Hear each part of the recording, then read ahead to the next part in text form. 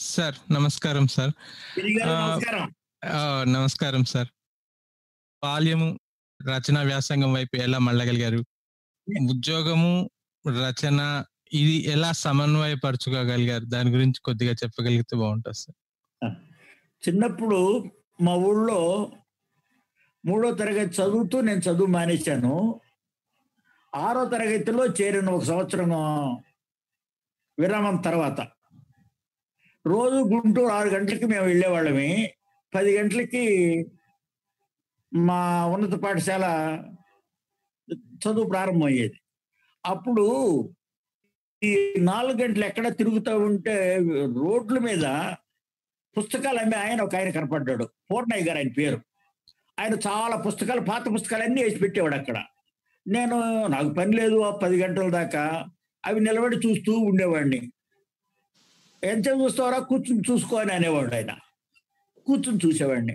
నాకు మొట్టమొదటి ఇష్టమైన పుస్తకం పాపాయి, బాల, ఈ బాలమిత్ర, ఇటువంటి పుస్తకాలు బాగా ఇష్టమైనవి. ఆ తర్వాత కొంచెం పెద్ద పెద్ద ఆంధ్రప్రభ, ఆంధ్రపత్రిక, వారపత్రికలు పెద్ద గుట్టలుగా ఉండేవి ఆయన దగ్గర. అవన్నీ బొమ్మలు బాగుంటే చూసేవాడిని. నేను అక్కడ కూర్చుని ఎంతసేపు చదువుకున్నా ఆయన ఏమి అనేవాడు కాదు. పైగా చదువుకోమని చెప్పేవాడు. ఎప్పుడన్నా ఆయన పక్కకెళ్ళి రావాల్సి వస్తే నేను వచ్చిన దాకా చూస్తుండని అనేవాడు. అట్లా ఆయన దగ్గర నాకు బాగా పరిచయం అయి పుస్తకాలు బాగా తెలిసాయి. నేను చదవడం ప్రారంభించాను. పాపాయిలో చదువుతున్నప్పుడు ఇట్లాంటివి మనం కూడా రాయొచ్చు కదా అని అనిపించింది నాకు. అయ్యో అది పెద్దవాళ్ళు చదువు మనకెందుకులే అనుకొని మెలకు ఊరుకున్నా. చదువుతున్న కొద్దీ కొంచెం ఇష్టం పెరిగింది. ఆ ఇష్టం పెరగడం 8వ తరగతికి వచ్చేసరికి మనం కూడా ఏమన్నా రాద్దాము అనే ఇష్టంగా మారింది. పాపాయికి వచ్చి అప్పుడు నేను 8వ తరగతి నుంచి 9కి వచ్చిన వేసవి కాలంలో చిన్న చిన్నవి రాసి పంపించా. అప్పుడు కవిత్వం అంటే ఉండాలి అని. బడికి గంట, బండికి గంట, గుడికి గంట, ఉండాలి. అది అట్లా రాయడం, చిన్న చిన్నవి రాయడం ప్రారంభించి అవి ఏదన్నా చిన్న కథలు రాయడానికి విన్న కథలే రాస్తే వాళ్ళు ఏం వేసుకోలేదు. అట్లా కాకుండా ఏదన్నా సొంతంగా రాస్తే ఇద్దరు ఆత్మీయులు ఉన్నారు, వాళ్ళిద్దరూ స్కూల్కి వెళ్ళేవాళ్ళు, ఇద్దరికి సంచులు ఉన్నాయి. ఒకటి సంచిలోనేమోనో బిస్కెట్లు ఉండేవి, ఇంకోటికి ఉండేవి కాదు, వాడు వీడికి పెట్టేవాడు. ఇట్లా చిన్న చిన్న కథలు రాస్తే అంతా కూడాను 1/2 పేజీలో రావాలి. అట్లా కథలు చిన్నప్పుడు వేయడం ప్రారంభించారు. 9వ తరగతిలో నాకు ఛందస్సు తెలిసేసరికి ఛందస్సు ప్రకారం అక్షరాలు పేర్చుకుంటూ పోవడం ఇష్టమైంది. అట్లా అయిన తర్వాత అర్థం వచ్చేటట్టుగా పేర్చడం అనే భావన కలిగింది. ఇట్లా 9వ తరగతిలో మేము అప్పుడు 4th ఫారం అనేవాళ్ళమే. 9వ తరగతిలో కొంచెం రాయడం ఇష్టమైంది. 10కి వచ్చిన తర్వాత మాకు 11 దాకా ఉండేదండి. 6th ఫారం అనేవాళ్ళం అప్పుడు. 6th ఫారం దాకా యుఎల్సిఎం హై స్కూల్లో అప్పటికి చదువు ఉండేది. తర్వాత intermediate 2 years, BA 2 years, BA honours అయితే 3 ఇయర్స్ అట్లా ఉండేది.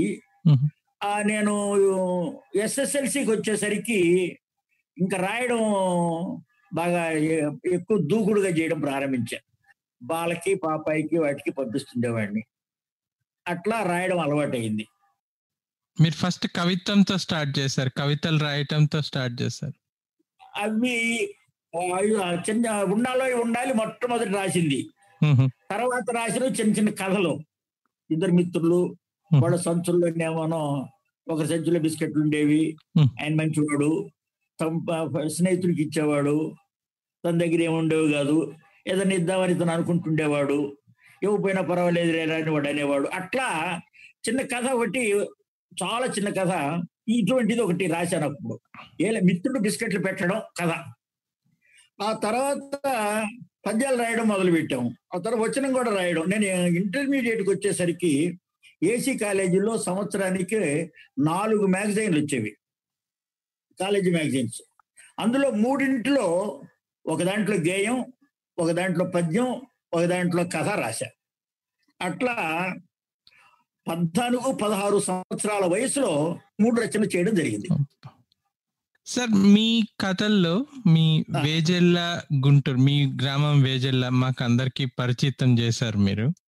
అలాగే గుంటూరు జిల్లా ఇవి అంటే వీటితో మీ అనుబంధం ఎలా, ఆ ఊర్లు ఆ టైం మీ కాలంలో పరిస్థితులు అవి ఎలా ఉండేటివి?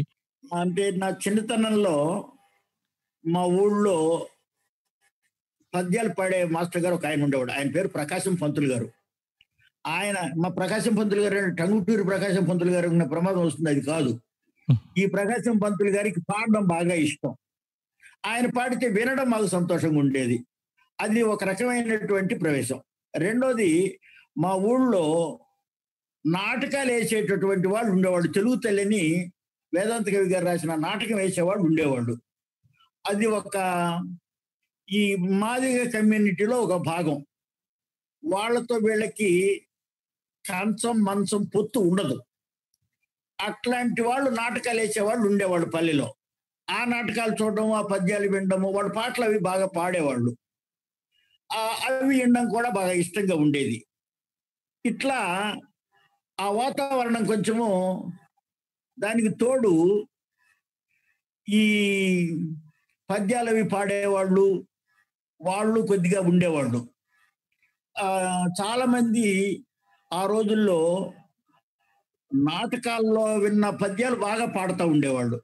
ఆ పద్యాలు వింటే చాలా ఇష్టంగా ఉండేది. వాళ్ళు ఎంతసేపు పడితే అంతసేపు వింటుండేవాడిని.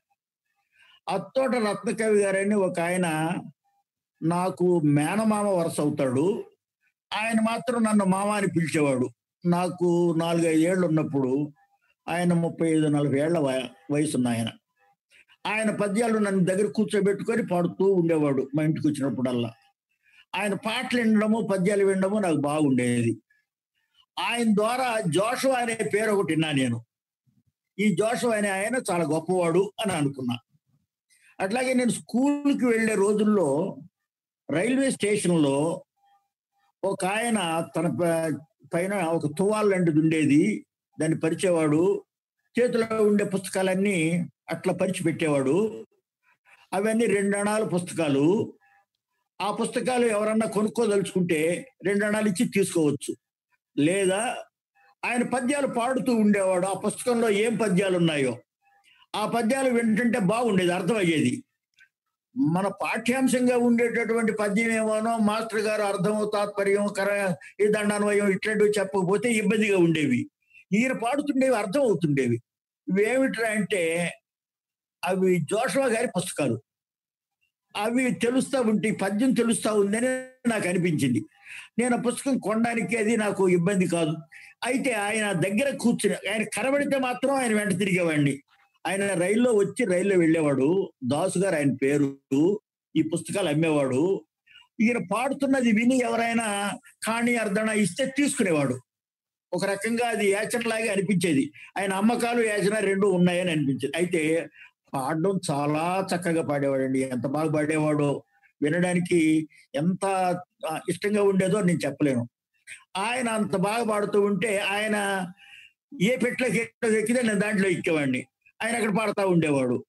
దిగిన తర్వాత మళ్ళీ టవల్ పంచుకొని మళ్ళీ బండి బయలుదేరిన దాకా పాడుతుంటాడు. గుంటూరులో వేజెండలో ఆయన పాడుతూ ఉండే సమయం నేను ఆయన దగ్గర ఉండేవాడిని. అది రైల్లో నేను వెళ్లే సమయం అయితే ఆయన ఎక్కిన పెట్లో ఎక్కేవాడిని. అట్లా ఆ పాటలు బాగా నాకు ఇష్టమైనవి. ఇష్టం కావడంతో ఈ జోషువా అనే మాట ఒకటి వినడము, ఆయన గొప్ప కవిని ఆయనే చెబుతూ ఉండడము, అది విని ఏమైనా రాస్తే గొప్ప అంటారు అని కూడా కనిపించి మనం కూడా ఏమైనా రాస్తే బాగుంటుందా అని అనుకునేవాడిని నేను కొంచెం పెద్ద క్లాసులకు వచ్చిన తర్వాత. మొట్టమొదట నాకు సాహిత్యంతో సంబంధం ఏర్పడింది అత్తోట రత్నకవి గారు చదివి వినిపించడము, ఈయన దాసు గారు బాగా పాడడం, ఇవి సాహిత్యం మీద అంటే మనకి తెలుసో తెలియకో ఇష్టం కలిగింది. అట్లా మా గ్రామంలో నేను వినడము నేర్చుకోవడము జరిగింది. సో మీకు ఫస్ట్ ఇన్స్పిరేషన్ గుర్రం జాషువా గారా అండి? అసలు అవి కరెక్ట్ గా అయితే దాసు గారు. దాసు గారు ఏం పుస్తకం చదివితే ఆ పుస్తకం.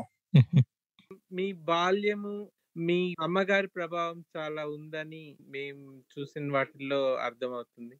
కొద్దిగా మీరు దాని గురించి కొద్దిగా చెప్పగలరా సార్? మా నాన్నగారి పేరు కొలకలూరి రామయ్య గారు. హుహు. మా అమ్మగారి పేరు విశ్రాంతమ్మ గారు. ఊరు వేజండ్ల మాదిగపల్లి. మా నాన్నగారు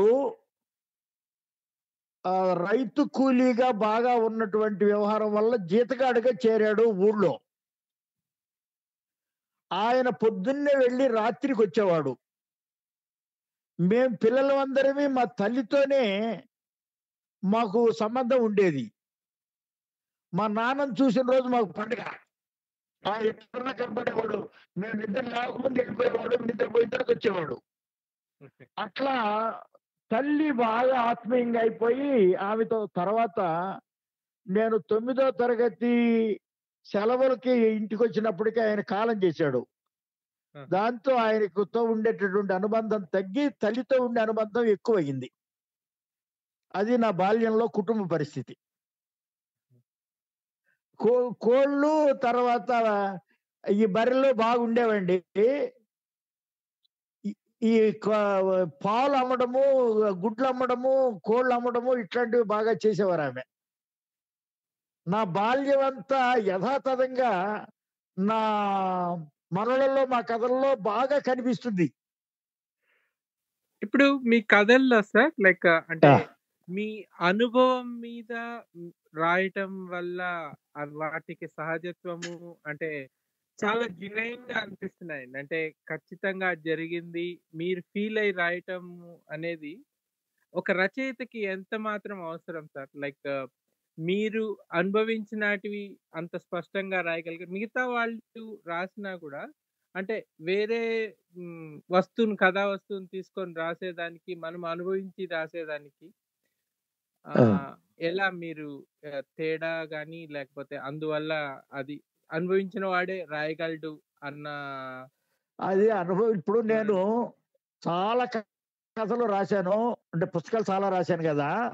వాటిల్లో ఏదన్నా కొంచెం తెలిసింటే మిగతాదంతా ఈ కల్పనగా అట్లా కథలు చాలా రాశాను.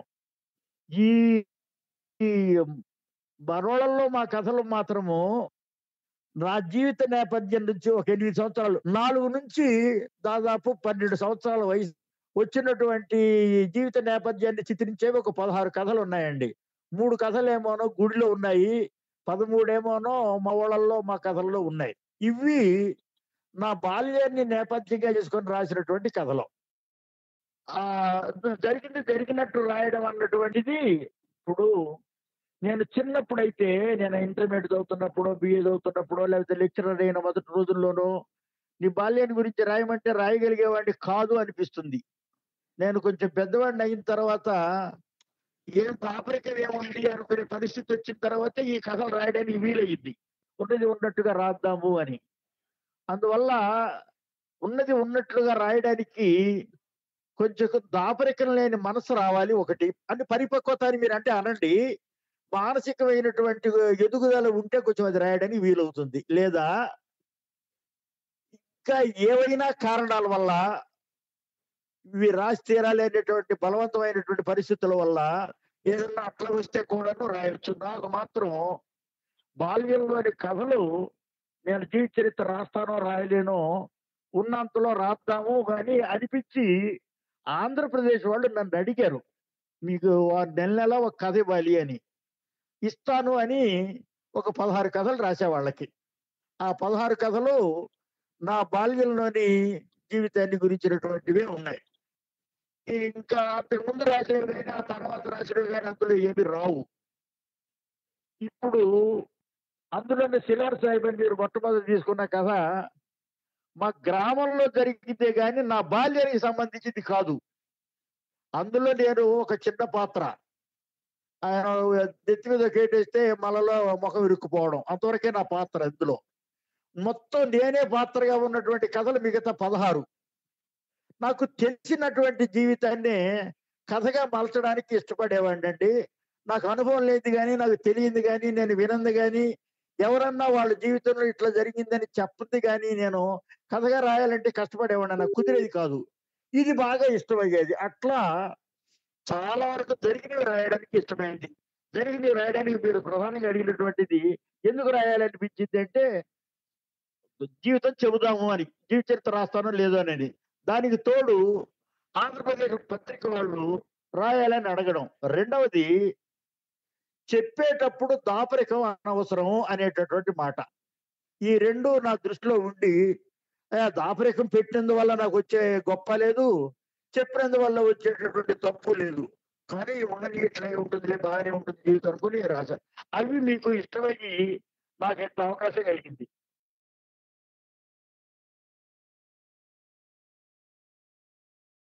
నేను ఈ కథలు రాయడానికి వెనక, ఈ అనుభవించినవి రాయడం వెనక, నాకు స్కూల్కి రైలు ఎక్కలేని పరిస్థితుల్లో నడిచిపోవడం అన్నటువంటిది ఎన్నిసార్లు గుర్తుకొచ్చిందో అన్నిసార్లు నాకేమనిపించేదంటే, నేను జీతానికి పోకూడదు, చదువుకోవడానికి పోవాలి. చదువుకోవడానికి పోవాలంటే స్కూల్లో చేరాలి. స్కూల్లో చేరాలంటే ఇప్పుడు నేను ఎట్లయినా పోయి పరీక్ష రాయాలి. పరీక్ష రాస్తే నేను స్కూల్లో చేరతాను. స్కూల్లో చేరితే నాకు ఇబ్బంది ఉండదు అనేటటువంటి దృష్టి ఒకటి నాకు గట్టిగా ఉందని నాకు అర్థమవుతుంది. అట్లాగే ఈ పశువు దగ్గర కసువది తీయడం కంటే పుస్తకాలతో చదువుకోవడమే బాగుంటుంది అనేటటువంటి దృష్టి ఒకటి. ప్రకాశం పంతులు గారు పాడే పాటలు అవి వినడానికి వీలైతే బాగుండు అనే దృష్టి ఒకటి. ఎప్పుడు కూడా మనసు బడి పక్కకే వచ్చేది. ఆ కారణాల వల్ల నేను రాయడం ప్రారంభించినప్పుడు నేను ఎక్కలేనటువంటివి ఎక్కాలి అనేటటువంటి పట్టుదల నాకు ఒకటి ఉంది. అది చిన్నప్పటి నుంచి ఉంది. లేకపోతే నేను ఇన్ని పుస్తకాలు రాయలేనండి. సుఖంగా ఏదో డబ్బులు వస్తున్నాయి, జీతం ఉంది, హాయిగా ఉంది, ఇంకెందుకు అనేటటువంటి పరిస్థితి. ఇప్పుడు కూడా సమయం అంతా వెచ్చించి రాయడానికి కారణం, నేను చేరుకోవలసినటువంటి లక్ష్యాలు ఇంకా ఏమో ఉన్నాయి అనిపించేటటువంటి దృష్టి నాకు ఎప్పుడు ఉంటుంది. దానికి తోడు నా భార్య, భగవంతుడు మిమ్మల్ని ఏదో ఒక కార్యం నెరవేర్చడానికే పుట్టించాడు, మీరు సామాన్యమైనటువంటి మనిషి అని అనుకోవద్దు, మీరు ఏవో సాధించడానికి పుట్టారు, అది సాధించిన దాకా మీకు పరిసమాప్తి ఉండదు అనేది ఆమె. అందుకోసం నేను ఏమి సాధించాలి, నేనేం చేయగలిగేది ఉండేది అందుకని రాయగలగడం నా చేతావు కదా అని రాయడం మొదలుపెట్టాను. ఇప్పటికీ రాయడం అదే దృష్టి. రచన చేయడానికి ఒక్కటే, ఉన్నటువంటి కష్టాలు ఎదుర్కోవాలి, ఇబ్బందులు దాటాలి, సాధ్యమైనంత వరకు ఎవరిని ఏమీ నొప్పించకుండా మనం బలైపోకుండా బతకాలి అనేటటువంటి దృష్టి నాకు మొదటి నుంచి ఉండేది. రైలు పట్టాల వెంట బయలుదేరిపోయి పరీక్ష రాసిన సన్నివేశం నేను సాధించాలని పెట్టుకున్నాను. ఒక భయం ఉండేది, స్కూల్లో మానేస్తే జీతానికి పెడతారు అని. ఆ భయం నుంచి తప్పించుకోవడానికి, అది నాకు ఇష్టం లేదు, ఆ భయం నుంచి తప్పించుకోవడానికి కూడా నేను చదువుకోవడం అవసరం అయ్యేది. అట్లా చదువుకుంటున్నాను. ఏదైనా ఒక నాకంటూ లక్ష్యం ఏమీ లేదు, ఈ కష్టాలు ఇబ్బందుల నుంచి తప్పించుకుందామనే ప్రయత్నం తప్ప. ఆ ప్రయత్నంలో ఎక్కడ పరీక్ష తప్పలేదు, అందువల్ల నన్ను స్కూల్ మానేయమని వాళ్ళు అడగలేదు. చదువుకుంటా తర్వాత స్కూల్కి వెళ్ళేటప్పుడు కూడా రూపాయి పోవాలా మాకు నెలకి జీతం, ఫీజు. మాకు నీ స్కూల్ ఫీజు నువ్వు సంపాదించుకోవాలి అని మా నాయన అనేవాడు. మా అమ్మ మాకు 186 రోజులు మాత్రమే బడికి పోయే, స్కూల్కి వెళ్ళే పని, మిగతా రోజులన్నీ కూడా ఖాళీగా ఉన్న రోజుల్లో పనులుంటే ఆ పనులు చేసి సంవత్సరానికి కావాల్సిన స్కూల్ ఫీజు మా అమ్మ దగ్గర పెట్టేవాడిని. ఏ రకమైన ఇబ్బంది ఉండేది కాదు. ఎప్పుడు ఏం చేయాల్సి వచ్చేనా ఆ పని, ఇప్పుడు ఇవాళ స్కూల్ మానేనాయన, ఇవాళ మనం ఈ పని చేయాలని మా అమ్మ అంటే మానేసేవాడిని. ఇవాళ నువ్వు అన్నం లేదు, స్కూల్కి వెళ్ళాల్సిందే, వెళ్ళిపో అంటే వెళ్ళిపోయేవాడిని. మా అమ్మ చెప్పినట్టల్లా వినడం నాకు ఇష్టంగా ఉండేది. అట్లా బాల్యంలో చదువుని సాధించుకోవడానికి ఏ రకమైనటువంటి సంస్థ కావాల్సి ఉందో అది తెచ్చుకోవడానికి నేను సిద్ధంగా ఉన్నాను. దానికి అనుకూలంగా మా తల్లి ఉంది. దాంతో నాకు ఇబ్బంది ఏం కలగలేదు బాల్యంలో. నేను ఏం చేస్తే స్కూలుకు పోవడానికి వీలుంటుంది, స్కూల్ ఫీజు సంపాదించుకోవాలి, సో పని చెయ్యాలి, ఈ పని చేస్తే వచ్చే డబ్బు మమ్మ దాచిపెట్టి స్కూల్ ఫీజు కడుతుంది. ఇట్లా బతకడానికి, స్కూలుకు పోవడానికి నేను ఏం చేయాలి? అన్నం తిరగకూడదు, అన్నం లేదు ఈ పూట, ఏం పర్లేదు వెళ్ళిపోతా, ఇవాళ ఉంది తినిపోతా, తీసుకెళ్తా, ఏం చెప్తే అది. అందువల్ల స్కూల్కి వెళ్ళడము అన్నటువంటిది నాకు ప్రధానమైన అవసరం అయింది అనిల్ గారు. దాంతో స్కూల్ మానేసినా, పరీక్ష తప్పినా జీతానికి పెడతారనేటటువంటి భయం ఒక కత్తి నాకు మెడ మీద ఎప్పుడు వేలాడుతూ ఉండేది. అందువల్ల నాకు మేలే అయిందని ఇప్పుడు అనిపిస్తుంది. మా నాన్న నువ్వు పరీక్ష తప్పితే జీతానికి పెడతానంటే ఆ భయం వల్ల పాస్ అయ్యేవాడినేమని అనిపిస్తుంది నాకు ఇప్పుడు. నేనే పెద్ద చదువు వచ్చి తెలివితేటలుండి నేను సుమారు మార్కులతో పాస్ అయ్యేవాడిని, 35-40 మధ్యలో పాస్ అవుతుండేవాడిని. బాల్యము దీని నుంచి మీరు కాలేజీకి వెళ్ళాక మీకు అవకాశాలు చాలా ఉంటాయి కదా, ఉద్యోగ అవకాశాలు. ఈ రచనా వ్యాసంగం మీద ఇలాగే కొనసాగాలి, మనం ఇన్ని ప్రక్రియలు. ఒక్క నిమిషం ఆగండి, మీరు ఒక్క నిమిషం ఆగండి. అప్పటికి అవకాశాలు లాంటివి ఏవీ లేవు నేను చదువుకునే రోజుల్లో. స్కూల్కు ఫీజు కట్టేవాడిని నేను ఇంతకుముందు చెప్పా మీకు. కాలేజీకి ఫీజు కట్టా, యూనివర్సిటీకి ఫీజు కట్టా. ఇవి ఆ రోజుల్లో తర్వాత అవకాశాలు వచ్చాయి. ఉద్యోగాలు రావడం అన్నటువంటిది చదువుకున్న వాళ్ళు తక్కువ, ఉద్యోగాలు రావడం అవకాశాలు బాగుండేవి. నేను ఆనర్స్ చేసిన తర్వాత నాకు ఉద్యోగాలు ఇబ్బంది లేకుండా 3 చోట్ల నుంచి వచ్చాయి. ఖాళీలు ఉన్నాయి, మనుషులు తక్కువగా ఉన్న కాలంలో నేను చదువు పూర్తయిన సిద్ధంగా ఉన్నా. అది పరిస్థితి. నేను చదువుకునే రోజుల్లో చదువుకి డబ్బు కట్టుకోవాలి, ఏవైనా చేయడానికి పోటీలో నిలబడాలి. అది పరిస్థితి. అది మిమ్మల్ని ఆపారు, ఎవరికి వద్దు చెప్పండి. ఆ టైంలో సార్ మీకు అంటే ఈ ఇన్స్పిరేషన్ రాయటానికి, కవితలకి, వీటికి ఇన్స్పిరేషన్ ఎలా అండి? అంటే మీరు మీ సాంగత్యము అప్పుడున్న ప్రొఫెసర్లు, లెక్చరర్లు వాళ్ళతోనా, లేకపోతే మీ సొంతంగా మీరు చదువుకోవటం? అట్లా ఏం రాలేదు. ఒక్కటండి, నాకు పూర్ణయ్య గారు పెద్ద ఇన్స్పిరేషను, దాసు మంచి ఇన్స్పిరేషను. పూర్ణయ్య గారి దగ్గర ఉన్నటువంటి రాసుల పుస్తకాలు ఆడ కూర్చుని నేను చదివా. జోషువా గారిని, అత్తోట రత్నకవి గారిని జనం గౌరవిస్తున్నట్టుగా నేను కూడా అట్లాంటిది వస్తే నన్ను కూడాను ఇతను బాగానే రాస్తాడు అని అనుకోవాలి అని ఆ ఇష్టము నేను రాయడానికి కారణం. పుస్తకాల కంటే కూడా, వ్యక్తుల కంటే కూడా ఈ పత్రికలు నన్ను బాగా మొదట్లో ప్రభావితం చేశాయి. అది అయిన తర్వాత తెలుగు మీద ఇష్టం వచ్చిన తర్వాత ఇంకా మున్సిపల్ లైబ్రరీలో ఉండే పుస్తకాలన్నీ చదవడం. ఆ తర్వాత ఆ రోజుల్లోనే గుంటూరులో 2 ప్రసిద్ధులు ఉండేవాళ్ళు. చాలా గొప్ప వ్యక్తి జోషువా గారు, మాకు అధ్యాపకుడు కరుణశ్రీ గారు, కరుణశ్రీ జంధ్యాల పాపయ్య శాస్త్రి గారు. ఆ పుస్తకాలు నాకు చదవడానికి వాళ్ళిద్దరిని చూసిన కారణంగా ఇష్టమయ్యేది. పాపయ్య శాస్త్రి గారు నేనేమన్నా రాస్తే చూడడానికి ఇచ్చేవాడిని. ఆయన బాగా రాశావు, ఇది మ్యాగజైన్ వేద్దాం పో అని అట్లా చెప్పేవారు. నేను జోషువా గారి దగ్గరికి వెళ్ళి నేను రాశాను ఇదని ఆయన చూపించే పరిస్థితి నాకు లేదు. చెలికిచెర్ల వెంకటరత్నం గారు ఆయన ఉండేవాడు, ఆయన హెడ్ ఆఫ్ ది డిపార్ట్మెంట్. మాకు ఇంటర్మీడియట్ చదువుకునేటప్పుడు ఆయన దగ్గరికి వెళితే ఆయన ఏమి చూడకుండా మేలకుండా ఇచ్చి వెళ్ళిపోయి రాసుకో అనేవాడు. అట్లా ఒక వాతావరణం ఉండేది. మాకు వివిఎల్ నరసింహారావు గారని, స్ఫూర్తి శ్రీ భాస్కర్ రావు గారని, అక్కిరాజు వెంకటేశ్వర శర్మ గారని, కరుణశ్రీ పాపయ్య శాస్త్రి గారని వీళ్ళు ఉండేవాళ్ళు. నేను ఇంటర్మీడియట్ నా సాహిత్య వ్యాసంగానికి ఒక మలుపడి నేను ఈ ఎస్ఎస్ఎల్సి దాకా పరీక్ష పాస్ అయితే భగవంతుడా నాకేమి కష్టాలు అనుకునేటటువంటి విద్యార్థిని ఇంటర్మీడియట్కి వచ్చిన తర్వాత కొంచెం పొడుగు పెరిగాను. నేను ఫస్ట్ మార్కు తెచ్చుకోకపోతే వీలు లేదని, రాకపోతే ఏంటి అంత పట్టుదల వచ్చిన పిల్లవాడిని అయ్యాను. ఇంటర్మీడియట్లో కూడాను special Telugu, history, civics, public administration, తెలుగుతో ఆ గ్రూప్ తీసుకున్నా. అందులో మార్కులు ఫస్ట్ రాకపోతే చాలా పట్టుదల వచ్చేసింది, నాకు మార్కులు రావాలి అని. ఆ వచ్చిన మార్కులు కారణంగానే బిఏ చదవకుండా నేను ఆనర్స్ చదివేవాడిని అయ్యా.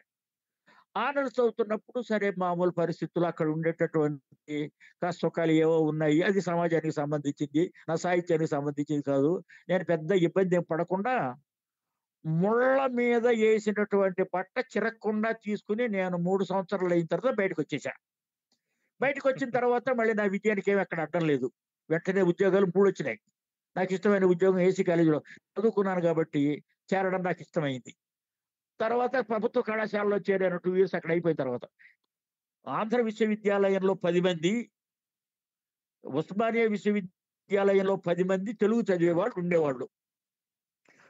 కళాశాలలు పెరుగుతున్నాయి, కొత్త కళాశాలలు వస్తున్నాయి, అధ్యాపకులు బాగా అవసరం అవుతూ ఉన్నారు. తయారవుతున్నటువంటి సరుకు తక్కువ, డిమాండ్ ఎక్కువ అయింది. అందువల్ల ఆ రోజులు అనుకూలమైన రోజులు అయ్యాయి. మాకు ఎక్కడికి పోయినా ఏదో ఉద్యోగం దొరికింది. 19 సంవత్సరాల 11 నెలల 15 రోజులకి నేను ఏసీ కాలేజీలో అధ్యాపకుడిని అయ్యా, ఏసీ కాలేజీలో ఉద్యోగిని అయ్యా. ఇది మీరు ఇది చరిత్ర. ఈ వేగానికి కారణము ఆర్ఎస్ చదవడం, వెంటనే ఉద్యోగం రావడము.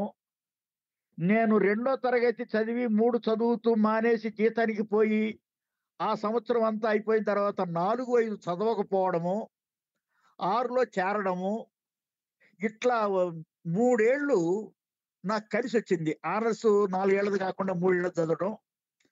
ఇంటర్మీడియట్ ఇక్కడ 6వ తరగతి 4, 5 చదవకపోవడం కలిసి వచ్చి 20 ఏళ్ళు పూర్తి కాకముందే నేను ఉద్యోగినయ్యా.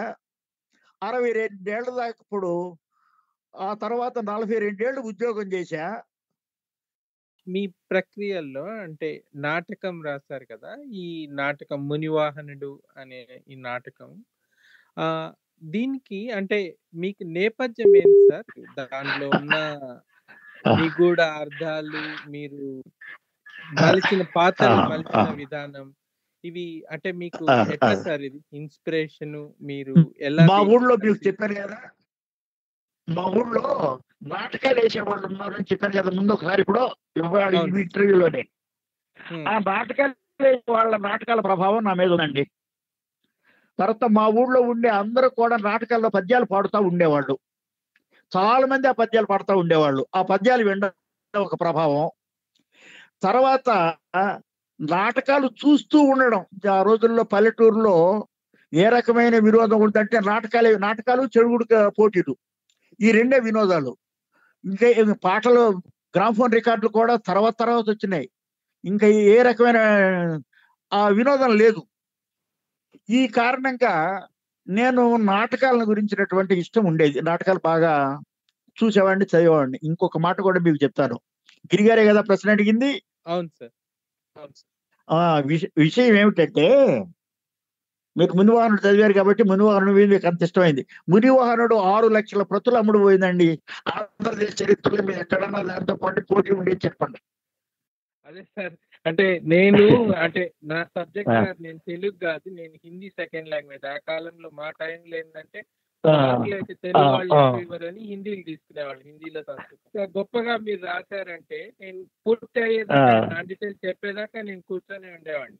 అంటే రోజు వెళ్ళేవాడిని, నా క్లాస్ ఎగ్గరగొట్టి కూడా ఆ క్లాస్కి వెళ్ళేవాడిని. అంటే అంత గొప్పతనం అది. 6 లక్షలు కాకపోతే అది అంత ప్రధానమైన కారణం ఏమిటంటే ఇంటర్మీడియట్ కి టెక్స్ట్ గా ఉండడంతో చాలా పుస్తకాలు అమ్ముడుపోయింది. తర్వాత అయినా సరే అదొక 12, 13 ముద్రణలు అయినాయి. బాగా ఎక్కువ, ఒక్కొక్కసారి 3,000, 4,000, 5,000 కూడా అమ్మాడు. ఆయనకి చాలా డబ్బు వచ్చింది ప్రచురించిన ఆయనకి.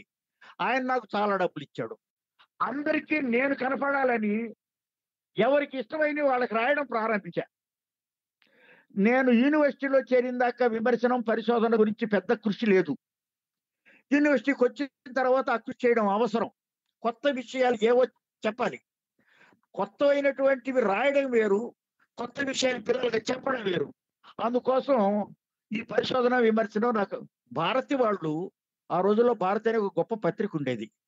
వాళ్ళు నాకు చాలా సహాయం చేశారు. ఏమి సహాయం అంటే, మీరు ఈ కొత్తగా వచ్చిన పుస్తకాలు చదివి దాని మీద సమీక్ష రాయమని అడిగేవాళ్ళు.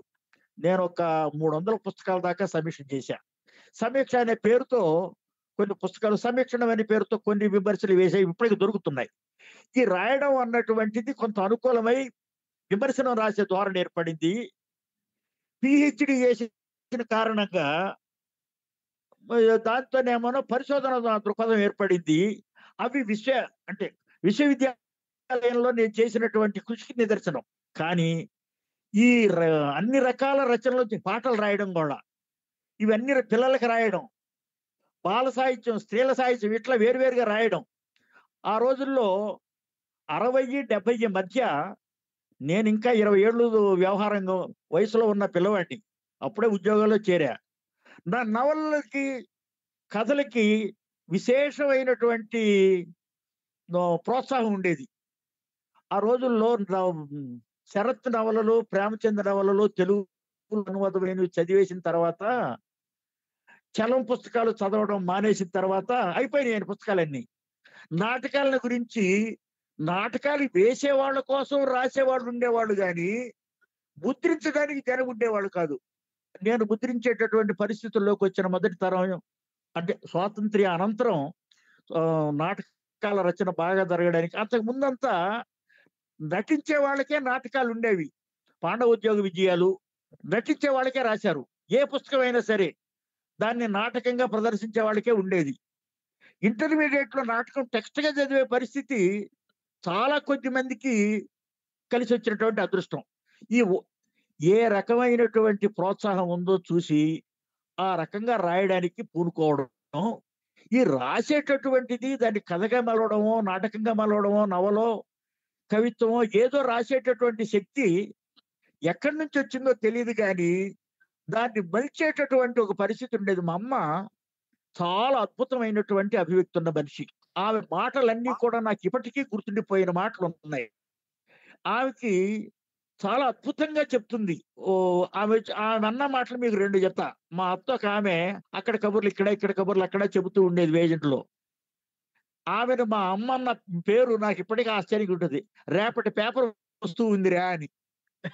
అట్లా కొన్ని మాటలు చాలా చాలా అద్భుతమైన మాటలు అనేది మా అమ్మ. కొన్ని మాటలు, ఒకసారి చేపల చెరువుకి మా నాయన కాపలా ఉండి సంగజారుల నుంచి చిన్న చిన్న పిల్లల చేపలను తెచ్చి దేవుళ్ళ చెరువులో వదులుతున్నాడు. నేను ఒక మాట అంటే, నువ్వు ఎక్కడైనా ఉద్యోగం వెతుకొని జీవితంలో ప్రవేశించాలి అంటే అమ్మని ఊరిని వదిలి నేను ఎక్కడికి పోను అనేవాడిని నేను. మా అమ్మ అంటే నేను బాగా ఇష్టపడేవాడిని అండి. అది ఎట్లా కుదురుతుంది? మీ నాయన చేపపిల్లల్ని తీసుకొచ్చి చెరువులో వదిలేడు, మా అమ్మ దగ్గరికి పోతామని విన్నాయా? ఇక్కడ పెరగలేదా? అవి నువ్వు పట్టుకొచ్చుకొని కూర వండించుకొని తినలేదా? ఉపయోగపడ్డాయా లేదా? అమ్మ, ఊరు ఇవన్నీ ఒట్టి మాటలు. నువ్వు ఉపయోగపడేవాడివైతే ఈ మనుషులంతా నీకు అమ్మలవుతారు. నోరు బాగుంటే ఊరు బాగుంటుంది పోరా అనేది. అట్లా చాలా అద్భుతమైనటువంటి జీవన సత్యాలు చెబుతుండేది ఆమె. ఆమె పెద్ద చదువుకున్న ఆమె కాదు, కానీ మాటకారితనం మాత్రం నాకు ఆమె దగ్గర నుంచి జన్మతః వచ్చిందని అనిపిస్తుంది. ఒక క్రియేటివ్ యాక్టివిటీ ఆమె మాటల్లో ఉండేది. ఆ మాటలు నాకు అలవాటైనాయి. అందువల్ల ఇది బంగారం, క్రియేట్ చేయగలిగేటటువంటి శక్తి, సృజన శిల్పం, సృజన నిర్మాణ సామర్థ్యం ఒకసారి నా దగ్గర ఉండేసరికి అది బంగారం లాంటిది అని నేను గుర్తించాను.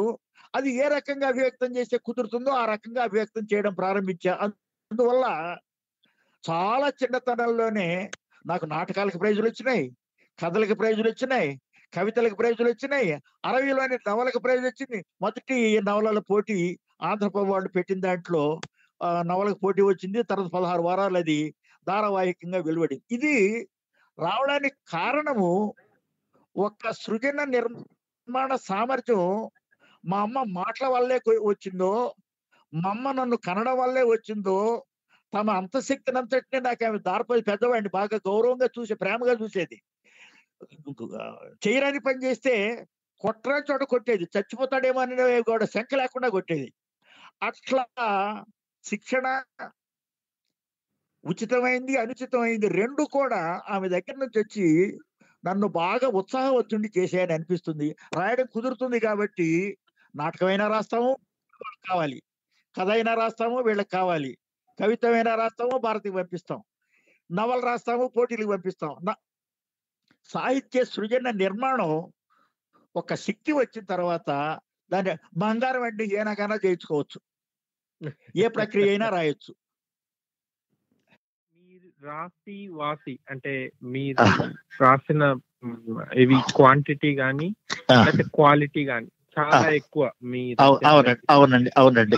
దీనికి అంటే మీకు తగిన గుర్తింపు వచ్చింది అని అనుకుంటున్నారా? మీకు సంతృప్తి ఉందా?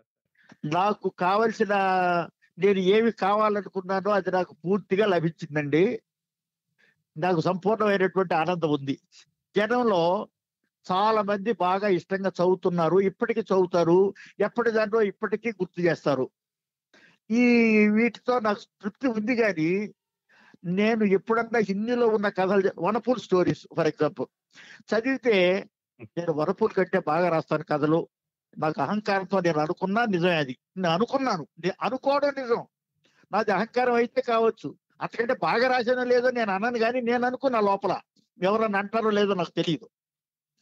ఇంగ్లీష్లో మామ్ కంటే బాగా రాస్తాను, ఓఎన్డి కంటే బాగా రాస్తానని నాకు నేను అనుకుంటుంటా కథల విషయంలో. నవలలు ఈ మధ్య వచ్చిన రంది నవల, ఇది ఇంగ్లీష్లోకి వస్తే బాగుండు, నా కథలన్నీ ఇంగ్లీష్లో ఉంటే బాగుండు, వరల్డ్ మార్కెట్ పెట్టి తెలిస్తే బాగుండు, చాలా దూరం నాకు రచనలకి గుర్తింపు వస్తుంది అని నేను చాలా ఆరాటపడేటటువంటి. ఇప్పుడు మునివాహనుడే మీరు ఇంగ్లీష్లో చూస్తే, తెలుగులో చాలా మంది ఇప్పటికే దాన్ని కాళిదాసు శాకుంతలము, ఇనాకు మునివాహనుడు బాగుంది, ఆయన చతుర్థాంకం అద్భుతమైంది, ఈయన చతుర్థాంకం అద్భుతమైంది, ఆయన ప్రభావం ఈయన మీద ఉండడంతో ఇంత మంచి నాటకం రాయగలిగాడని అంటారు. ఆయనది ప్రేమ, నాదేమోనో సాంఘికమైన వ్యవహారం. ఆయనేమోనో శకుంతల దుష్యంతుల ప్రణయం ఆయనకి ప్రాధాన్యమైనటువంటి విషయం అయితే, ఒక దళితుడు గుళ్ళోకి పోవడం ప్రాధాన్యమైన విషయం నాది. రచనకు సంబంధించి రెండు చతుర్థాంకాలు ఈ నాటక రచనలో క్రమమైనటువంటి వికాసం ఉంటుంది. అది క్లైమాక్స్ చేరబోయే ముందు చతుర్థాంకం వస్తుంది, క్లైమాక్స్ 5వ అంకం, దాంతో నాటకం అయిపోతుంది. ఈ 5 అంకాలతో రాసేటప్పుడు 4వ అంకం చాలా గొప్ప ఘర్షణతో ఉంటుంది. ఇప్పుడు కాళిదాసు చతుర్థాంకం, అందులో శకుంతలని పెంచుకున్నటువంటి మహర్షి ఆమెను దుష్యంతుడు తీసుకెళ్లే పరిస్థితి వచ్చినప్పుడు పంపపోతూ పడిన వేదన 5 శ్లోకాలు, 4 మంచి శ్లోకాల్లో ఉంది. శ్లోక చతుష్టయం అని కూడా అంటారు. ఆ శ్లోక చతుష్టయం దానికి తండ్రికి పెంపుడు బిడ్డకి మధ్య ఉండేటటువంటి ఆమె యొక్క పరాకాష్ఠది. అదే ఇక్కడ దేవుడికి భక్తుడికి మధ్యలో ఉండేటటువంటి ఒక సామాజికము, దైవీయము, భక్తిపరము ఈ ఘర్షణ ఒకటి ఉంది. ఈ ఘర్షణ అద్భుతమైన ఘర్షణ. మీరు ఎప్పుడన్నా చదివితే మళ్ళీ చూడండి, చతుర్థాంకం చదవండి. దేవుడు పూజారి మాట్లాడుకోవడం అది అంటారు. ఆయన చతుర్థాంకం ఎంత గొప్పదో కాళిదాసుది, ఇనాక్కు చతుర్థాంకం కూడా అంత గొప్పది అని అంటారు. ఈ సంగతి ఎట్లా ఉందా, ఇది ఇంగ్లీష్లోకి పోయి ఇంగ్లీష్ వాళ్ళు నాటక శిల్పానికి, ఈ నాటక శిల్పం 2 చోట్ల దాదాపు ఒకటేనండి. ప్రారంభము, అభివృద్ధి, ఫలాసి కలగడము, ఫలం లభిస్తుందని నిర్ణయంగా ఉండడం, ఫలం లభించడం. ఏ నాటకానికి ఏ లక్ష్యమైనా ఉంటే ఈ 5 దశలు ఉంటాయి. ఈ 5 దశలు 10 అంకాల్లో ఉంటాయా, 5 అంకాల్లో ఉంటాయా అన్నది వేరే విషయం. కానీ ఈ 5 రకాలైనటువంటి అవస్థలు తప్పనిసరి. సంస్కృతం నాటకానికైనా, తెలుగు నాటకానికైనా, ఇంగ్లీష్ నాటకానికైనా, ప్రపంచంలో ఏ నాటకానికైనా, గ్రీక్ ట్రాజడీస్కైనా ఈ పరిణామ క్రమం ఎవరన్నా చూస్తే ఎంత అద్భుతంగా. తెలుగులో కూడా, తెలుగు సపోజ్ టు బి వాళ్ళ దృష్టిలో ఇంగ్లీషు ప్రపంచ భాష, సంస్కృతం ప్రపంచ భాష. ఇక మిగతా భాషలని వాళ్ళు పెద్దగా ఎప్పుడన్నా వాళ్ళు ఉర్దూని పలకరిస్తారు. కానీ భారతదేశానికి వస్తే సంస్కృతం ఉంది, హిందీని మాట్లాడిస్తారు, ద్రావిడ భాషలు ఉన్నాయని అంటారు, కానీ తెలుగు గొప్ప భాష అని వాళ్ళు ఎప్పుడు అనరు. మీరు ఎవరితోనన్నా మంచి ఇంగ్లీష్లో కానీ దీన్ని అనువాదం చేయిస్తే తెలుగులో మంచి నాటకం ఉంది అని ఖచ్చితంగా వరల్డ్ గుర్తిస్తుంది. ఈ రంజి తెలుగు ఇంగ్లీష్లో కానీ పోతే ఎంత మంచి నవల ఉంది, 100 Years of Solitude అని గార్షియా రాసినటువంటి దానికి ఈ నోబెల్ ప్రైజ్ కూడా వచ్చింది. ఆ నవల మీరు చదివితే ఇంత మంచి నవల దాంతో పోటీ పెడితే మన నవలే గెలుస్తుందని మీరు ఖచ్చితంగా అనుకుంటారు. మీకు కథల వరకే మీ పరిమితం కాబట్టి నేనేం చెప్పడం లేదు. రంది నవల చదివితే మీరు రంది నవల ఇంగ్లీష్లోకి కానీ పోతే హిందీలోకి వచ్చింది. అది 1 సంవత్సరంన్నర అయింది పబ్లిష్ అయ్యి, సంవత్సరాన్ని 6 నెలలకే అది హిందీలోకి వచ్చేసింది. ఇంగ్లీష్ భాష ఇప్పుడు ఇండియన్ ఇంగ్లీష్ అంటారు వాళ్ళు, అసలు ఇంగ్లీష్ మనం రాయలేమని వాళ్ళ ఉద్దేశం. మన వాళ్ళు రాసేటటువంటి మాత్రంగానే ఉంటాయి, కష్టపడ్డ ఇంగ్లీష్ వాళ్ళు. మనకి ట్యాగూర్కి ఆయన రాసినటువంటి కవిత్వానికి గీతాంజలికి అవార్డు వచ్చిందని మనం సంతోషపడతాం. ఆయన ఇంగ్లీష్లో రాసేవాడు. ఆయన ఇంగ్లీష్ని ఆ రోజుల్లో ఇంగ్లీష్ ప్రొఫెసర్స్ 10వ తరగతికి పాఠం చెప్పేవాళ్ళు. ఇంగ్లీష్ వాళ్ళు ఇక్కడ మన దేశంలో 10వ తరగతికి పాఠం చెబుతూ ఉండే రోజుల్లో కరెక్ట్ ది ఫాలోయింగ్ అని ట్యాగూర్ సెంటెన్స్ ఇచ్చేవాడు. అట్లా ఉండేది మన వాళ్ళ ఇంగ్లీషు. ఈయన తీసుకెళ్ళి హెచ్డబ్ల్యూ ఈట్స్కి చూపించకపోతే, కంటెంట్ ఆయనకి పరమానందం కలిగించకపోతే, ఈయన ఇంగ్లీష్ని పూర్తిగా ఆయన మార్చకపోతే, ఆయన ఇంగ్లీష్గా దాన్ని ఇంగ్లీష్ వాళ్ళు ఇంగ్లీష్గా తయారు చేసి ఉండకపోతే ఈ పోటీక కవిత్వం పోదు, ప్రైజ్ రాదు. ఆయనంటే కోటీశ్వరుడు కాబట్టి ఎంత దూరం అన్నా పోగలడు, ఎంతన్నా పే చేసి అతని చేత చేయించగలడు. అట్లాంటి పరిస్థితి మనకు లేదు. ఇది ఇంగ్లీష్లో కానీ పోతే నేను చెప్తున్నాను, 100 Years of Solitude కానీ ఎనీ ఆఫ్రికన్ నావలకు కానీ ఇది తీసిపోదండి. అది తీసిపోదని నేను అనుకుంటున్నాను.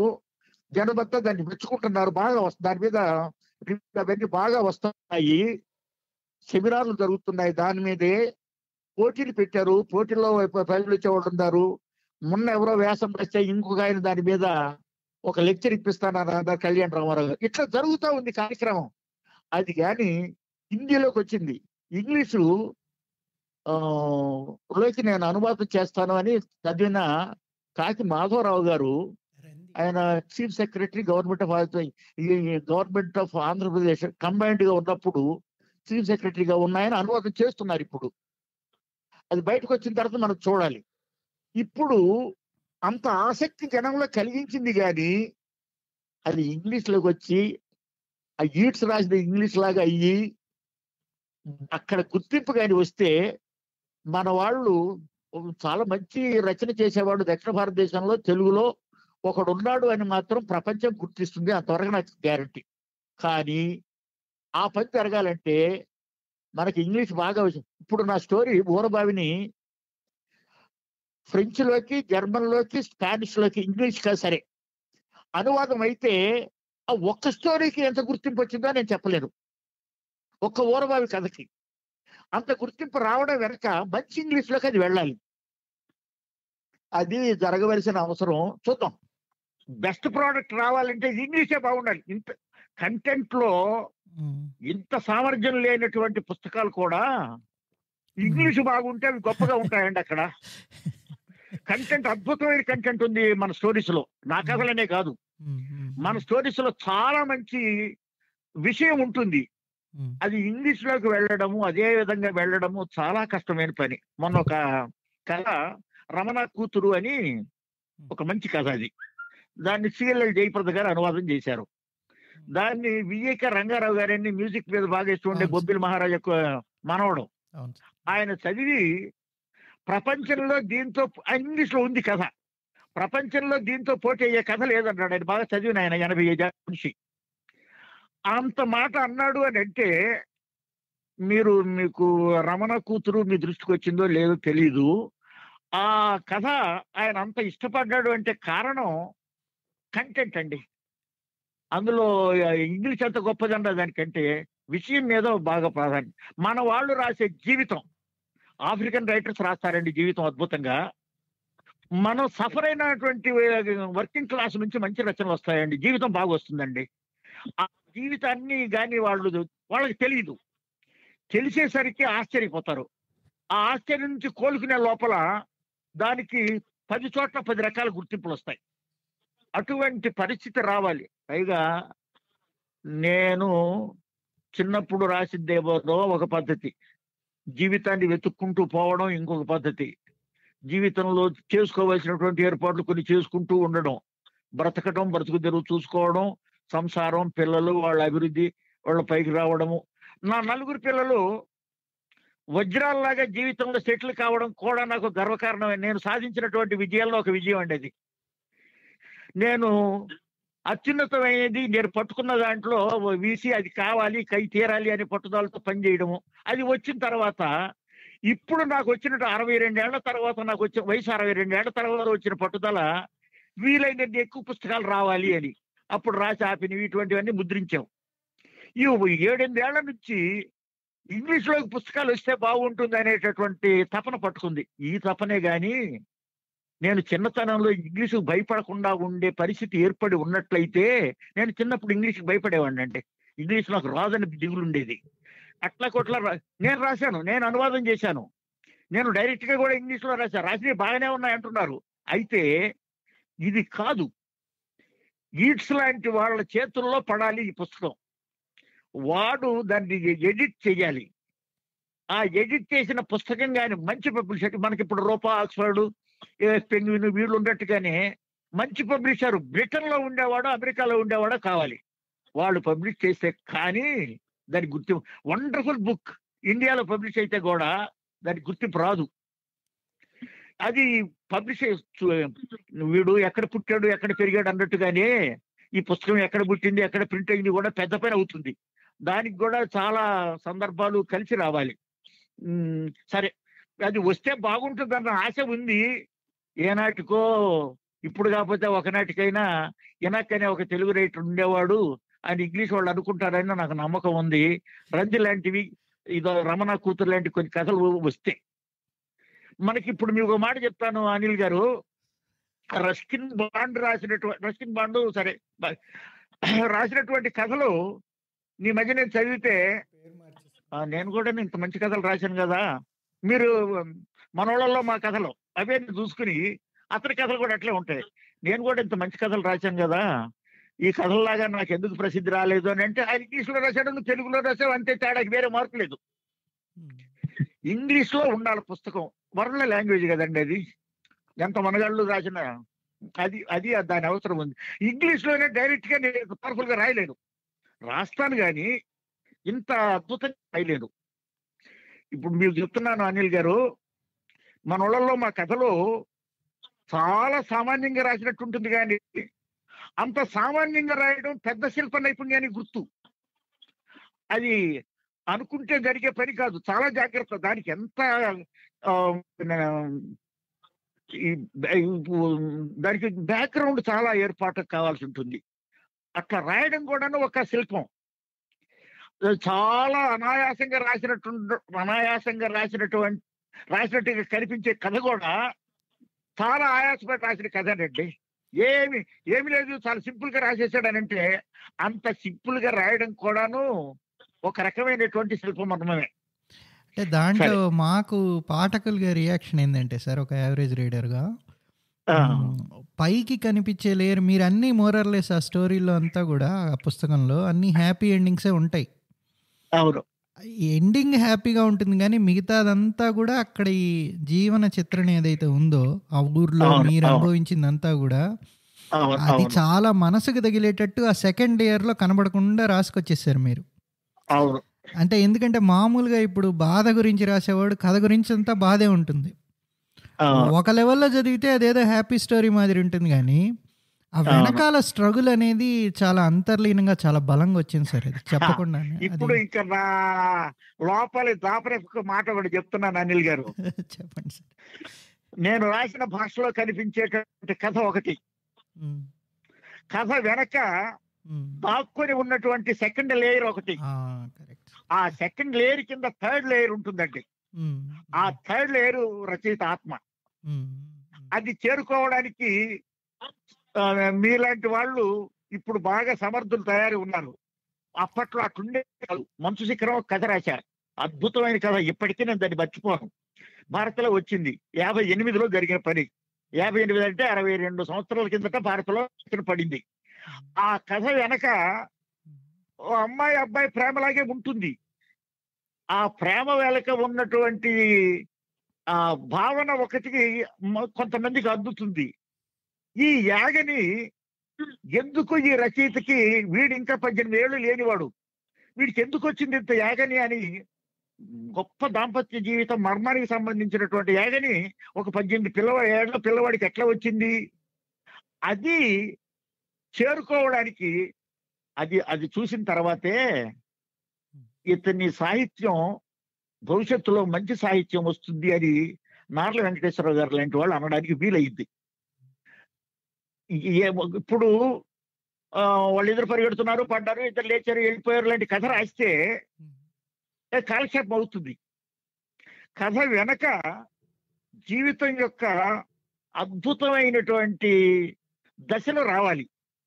ఆ దశలు రావడానికి వెనక ఇంకా ఒక ఆర్తి ఉంటుంది. ఆ ఆర్తి వస్తే తప్ప, ఆ ఆర్తి అవతల వాడికి అందితే తప్ప ఆ కథ విజయం కాదండి. కథ మాత్రమే కాదు, గుడిలో కూడా వాటి కంటిన్యూషన్ ఇంకా 3 కథలు ఉన్నాయండి. అలుసు ఒకటి, రాయలు ఒకటి, ఎంకియా ఒకటి. దీని కంటిన్యూషన్ అవి. సార్ ఇది కోరిని తిరణాల కథ, అంటే కోరిని తిరణాలు అందులోదే. అందులో అదే అంటే మీరు ఎక్కడ పాజిటివిటీ అనేది యూజ్ కాకుండా రాసేస్తారు. అంటే ఆ పిల్లవాడు గుడిలోకి వెళ్ళాలి ఎంత బలంగా అనుకుంటే పరిస్థితులు కూడా దానికి తగ్గట్టు అనుకూలించాయి అన్నమాట. అంటే ఎంతో నిష్ఠగా ఇప్పుడు ప్రతికూల పరిస్థితులు ఉన్నాయి, అనుకూల పరిస్థితులు ఉన్నాయి. ప్రతికూల పరిస్థితుల్ని కాదని అనుకూల పరిస్థితుల్ని అనుకూలం చేయడానికి పూజారి గారు కానీ వాళ్ళ అబ్బాయి గారి సంకల్పించడానికి వీడు పడుతున్నటువంటి వేదన ఒకటి వాళ్ళ హృదయానికి తాకింది. లేకపోతే అక్కడ నేను దేవుణ్ణి చూసిన వాడిని అని వాడు గర్వపడేవాడు కదా పిల్లవాడు. దానికి అంటే సానుకూలమైన పరిస్థితులు రావాలి. సానుకూలమైన పరిస్థితులు రావడానికి నెగిటివ్ కాకుండా చూసుకోవడం నేను ఖచ్చితంగా నేర్చుకున్నా. సానుకూలం అవుతుందా లేదా అన్నది పక్కన పెట్టండి. ఏ సామాజికమైన పరిస్థితులు నాకు నెగిటివ్ కాకూడదు అనేటటువంటి తీక్షణమైన సంకల్పం నాకుంది. అదృష్టం కలిసి వస్తే అవి పాజిటివ్ అవుతున్నాయి. అవితే నేను అదృష్టవంతుడి. సార్ ఇది పొలి కథ కూడా దాంట్లో నేనైతే ఆ పోతరాజు క్యారెక్టర్ ని మిమ్మల్నే చూశాను. అంటే ఆయన చెప్పే విధానం కానీ ఎదుర్కొనే విధానం, మనం చదువుల ద్వారా అభివృద్ధి చేయాలి, చదువుల ద్వారా గొప్పవాళ్ళమై ఎదుర్కోవాలి అని ప్రతి సెంటెన్స్ ప్రతి మాట ఆయన చెప్పిన. అంటే పోతరాజు అంటే తిరునాళ్ళ రోజు జరిగే తిరునాళ్ళ రోజు దున్నపోతుని బలి ఇచ్చే పోతరాజు హృదయం ఎంత నవనీతం అనేది ఆయన మాటలు, ఆయన మంచి చెప్పే మాటలు, బలిలో చెప్పే మాటలు, ప్రతి దాని వల్ల ఆయన ఆత్మ నిబ్బరం గానీ పాజిటివ్ చూడటం కానీ నేను మిమ్మల్ని చూసాను. అంటే నా పాత్ర కదా అది, అందుకని అట్లాగే నా మనస్థితి ఏర్పడుతుంది. మీ మనస్థితి అంటే చూసిన అంబోతు అదుపు తప్పినా గానీ ఆ అంబోతు మీద కత్తి ఎత్తడు ఆయన. అవును రిమార్కబుల్ వే ఆఫ్ చెప్పడం సార్ అది. అంటే అసలుగా అందులో కథలో ప్రాణం లాస్ట్ కి బియ్యం ఊరు మీద చల్లుతూ సక్రమంగా బతకండి అని మాత్రమే అనేటటువంటి శక్తి అతనిది గొప్పది. అంత వేదన నుంచి మీరు బాగా బతకండి, ఇంకొకరిని హింసించొద్దు, మీరు హింసకు గురి కావద్దు అనేటటువంటి సందేశం ఇవ్వడం గొప్పది.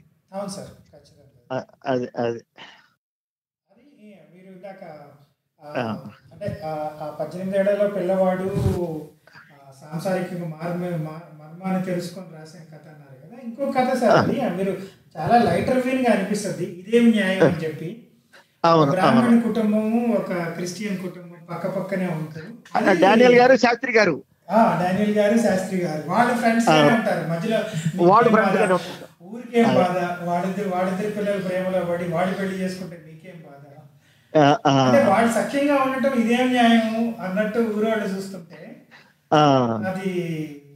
అది నాకైతే అది అంటే నాకు ఆ బిట్టు చూసే శుభాకాంక్షలు మూవీ వచ్చిందేమో అని కూడా అనిపిస్తుంది సార్.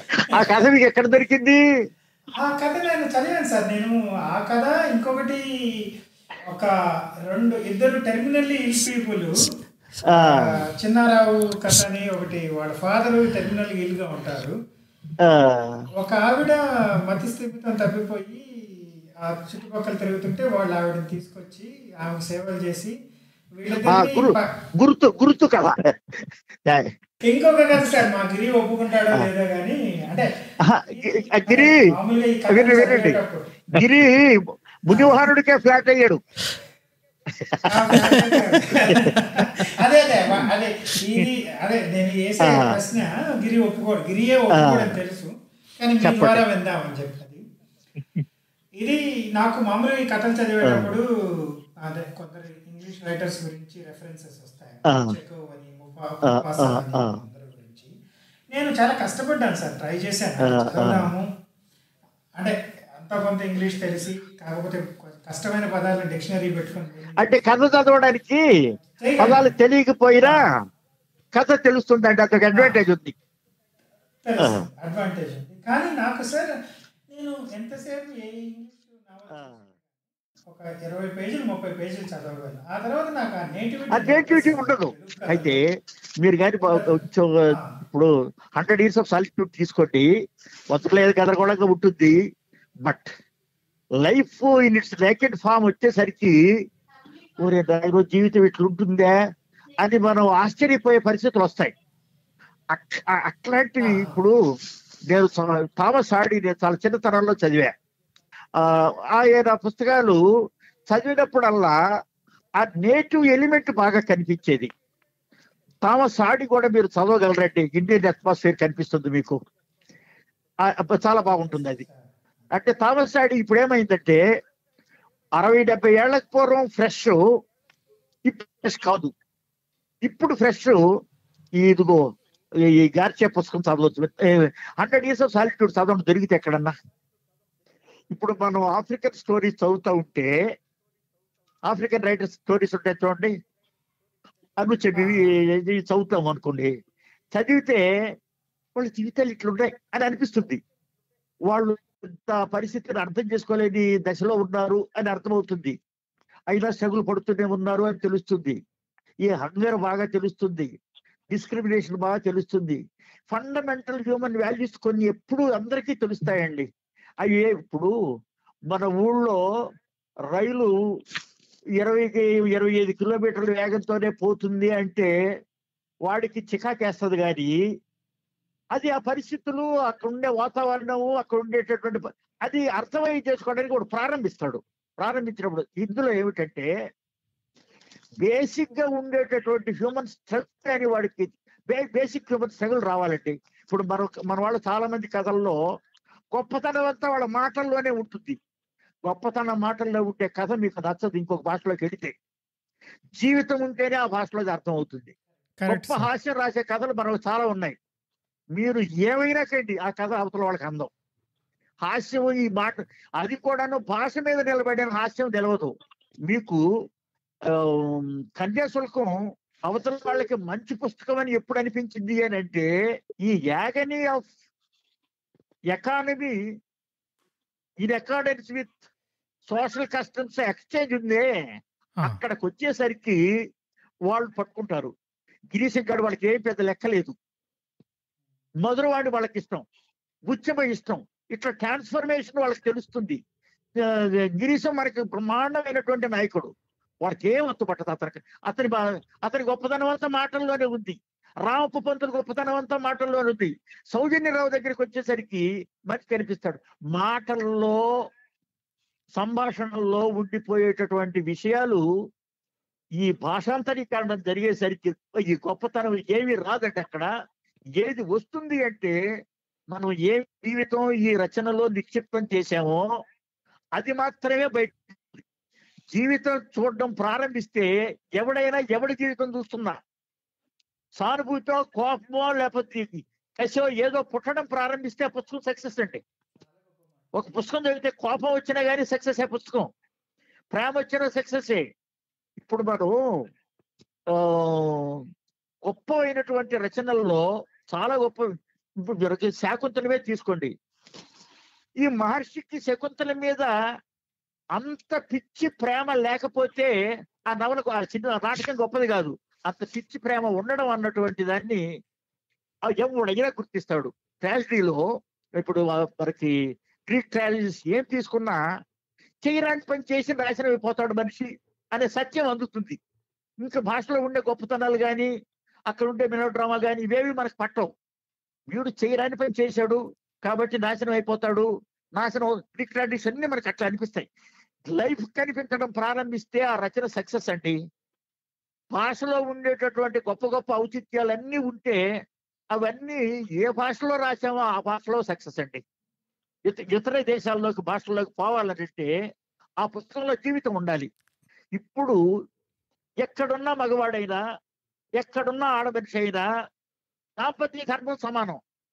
ఆ దాంపత్య ధర్మం కానీ బాగా ఎస్టాబ్లిష్ చేయడమో అందులో ఉండేటటువంటి క్రూయల్టీనో మంచి చెడ్డలను వేయటమో మనం చెప్పడం ప్రారంభించినప్పుడు అప్పుడు దానికి విలువ వస్తుంది. మానవ జీవితాల్లో మానవ సంబంధాల్లో జీవితం యొక్క యాథార్థ్యం కావాలండి. అది ఏ భాషలోకి వెళ్ళినా ఆ భాషలో నిలుస్తుంది. భాషలో ఉండే గొప్పతనం మీద నిలిచినటువంటి రచనలు అనువాదంలో నిలవు.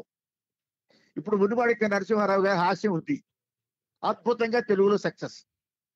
భానుమతి రామకృష్ణ గారి అత్తని గురించినటువంటి గొప్ప సెటైర్ ఉంది, తెలుగులో అద్భుతమైన సక్సెస్. ఇంకో చోట పనికిరాదు అది, ఇంకో చోట ఏముండదు. మాక్సిమం ఏం తెలుస్తుందంటే అత్త కోడలు నేర్పిస్తుంది, కోడలు కూడా ఎప్పుడన్నా అత్తని ఏడిపిస్తుంది అని మాత్రమే అనుకుంటాడు అవతల వాడికి. ఏమి తెలియదు అతనికి. అత్త ఆవగాయ కూర, అత్త ఆవగాయ పచ్చడి అవతలవాడికి ఏమంత హత్తుపట్టదు. అట్లా మన నేటివిటీ మాత్రమే ఉంటే ఉండొచ్చు, విజయవంతమే. మన నేటివ్ లాంగ్వేజ్ మాత్రమే బేస్ చేసుకుంటే ఆ రచనకి భాషాంతరీకరణ జరిగినప్పుడు దాని అంత సక్సెస్ఫుల్ గా మనకు కనిపించదు.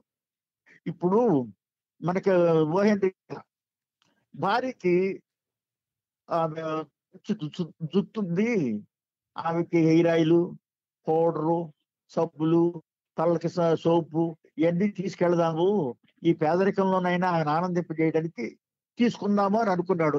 ఇట్లాంటి ప్రేమ ఎవరికైనా ఇష్టం అవుతుంది. ఆమె మా ఆయనకి సమయానికి అనుకూలంగా ఉండాలి, అది చేయాలి, ఇది చేయాలని ఆమె ఒక గిఫ్ట్ బాగి కథ పేరు గిఫ్ట్ ఇస్తుంది. ఈ ఇవ్వడానికి ఆమె జుత్తు అన్ని తెచ్చుకొచ్చి ఇస్తుంది ఇద్దరికి. ఆమె జుత్తు కోసం ఏమోనో ఎన్ని అద్భుతమైనటువంటివన్నీ అతను కొనుక్కొచ్చాడు. ఇక్కడ వాళ్ళిద్దరికీ ఒకరి మీద ఉండే ప్రేమ, ఒకరి కోసం చేసినటువంటి త్యాగం, ఆ కథ ప్రపంచంలో ఏ భాషలో ఉన్నా అక్కడ విజయవంతంగా ఉంటుందండి. అది భాషతో సంబంధించింది కాదు, జీవితంతో సంబంధించింది. స్త్రీ మీద పురుషుడికి, పురుషుడి మీద స్త్రీకి ఉన్నటువంటి అనురాగం యొక్క ఆంతర్యాలు ప్రకటితమైన ప్రదేశంలో తప్పనిసరిగా ఆనందం కలుగుతుంది. అట్లా జీవితం పోయేటటువంటిది కావాలి, అనువాదం కావాలి అని అంటే మన జీవితం బాగా చిత్రించినటువంటి రచనలు ఇంతకు పూర్వం తక్కువ, ఇప్పుడు బాగా వస్తున్నాయి. ఠాగూరు జీవితం కూడాను ఒకసారి గాంధీ ఆయన అడుగుతాడు, ఏంటా ఉదయాన్ని గురించి ఇంతసేపు రాశావు, ఏముంది పొద్దున్నే సూర్యుడు పొడిచాడు అనే దానికి ఇంత రాయాలా నువ్వు అని వాళ్ళిద్దరు మాట్లాడుకునే మాటలు. అప్పుడు ఠాగూర్ ఒక మాట అడుగుతాడు ఆయన్ని, మీరు దయచేసి రేపు తూర్పు కొంచెం తెల్లగా అవుతున్నప్పుడు, కొద్దిగా కిరణాలు వస్తున్నప్పుడు, ఎక్కువ కిరణాలు వస్తున్నప్పుడు, సూర్యుడు కొంచెం బయటపడుతున్నప్పుడు, సూర్యుడు బాగా బయటపడినప్పుడు అది చూస్తూ ప్రకృతిలో వచ్చే మార్పులు చూడండి, మీరు సూర్యోదయాన్ని ప్రేమిస్తారో లేదో చూద్దాము అని అంటాడు.